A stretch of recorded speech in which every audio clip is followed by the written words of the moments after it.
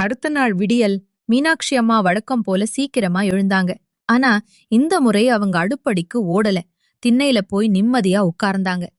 இன்னைக்கு இருந்து வீட்டு பொறுப்பு முழுக்க கவவித்தாதான். அவ எப்படி சமாளிக்கிறான்னு ஒரு கை பாப்போம் அப்படின்னு அவங்க மனசுக்குள்ள ஒரு சின்ன குறும்பு சிரிப்பு. கவிதா மெதுவா கண்ண துறக்கறா. சுவர பாக்குறா. மணி 6:30. ஐயோ, வழக்கமா அத்தை இந்நேரம் காஃபி போட்டிருப்பாங்களேன்னு பதறி போய் எழுந்தா. அப்போதான் ஞாபகம் வருது, சாவி இப்போ அவகிட்ட. கவிதா மனசுக்குள்ள ஆரம்பிச்சிருச்சு ரியல் டெஸ்ட். ஒரு பக்கம் அடுப்பு எரியணும், இன்னொரு பக்கம் ராஜாவுக்கு காஃபி, மத்த பக்கம் ஊர் பசங்களுக்கு டிபன். எல்லாம் ஒரே நேரத்திலயா? ஆண்டவா காப்பாத்து. ராஜா நைஸா உள்ள வரான். கவி, காஃபி ரெடியா? கவிதா அவசரமா காஃபியை தந்துட்டு, ரெடிதான், ஆனா இனிமே நீங்களே டம்ளர் எடுத்து ஊத்திக்கணும்னு சொல்ல, ராஜா ஆச்சரியமா, என்னடா இது, அம்மாவோட கார்பன் காப்பியா மாறிட்டியேன்னு கிண்டல் பண்ணிட்டு போறான். திண்ணையில இருந்த மீனாட்சி அம்மா உள்ள நடக்கிற சத்தத்தை வச்சு என்ன நடக்குதுன்னு கணிக்கிறாங்க. அப்போதான் அந்த பரபரப்பு உச்சகட்டத்தை எட்டுது. ஒரு பக்கம் பால் பொங்கி வழியுது, இன்னொரு பக்கம் சாம்பார் அடுப்புல கொதிச்சு வத்தி போகுது. சரியா அந்த நேரம் பார்த்து வாசல்ல பக்கத்து வீட்டுக்காரங்க தண்ணி பிடிக்கலாமான்னு கேக்குறாங்க. கவிதாவுக்கு கை கால் ஓடல.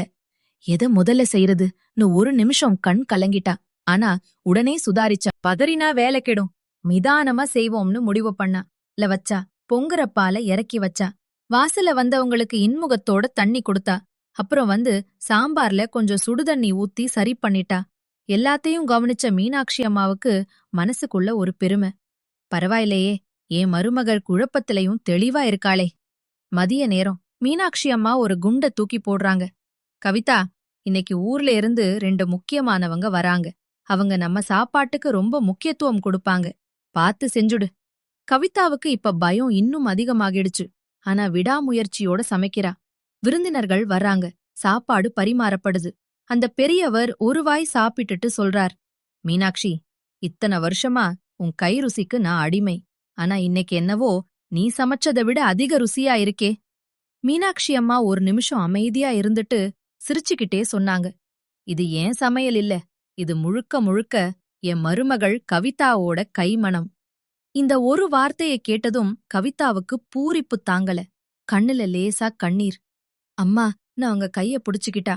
மீனாட்சி அம்மா மெல்ல அவள அணைச்சு, நீ இந்த வீட்டை என்னை காட்டிலும் சிறப்பா நடத்துவேன்னு எனக்கு நம்பிக்கை வந்துடுச்சு கவிதா அப்படின்னு சொன்னாங்க. அந்த இடம் அப்படியே ஒரு பாச போராட்டமா மாறுச்சு. இரவு நேரம் எல்லாரும் கலகலப்பா பேசிட்டு இருக்காங்க. ராஜா உள்ள வரான்.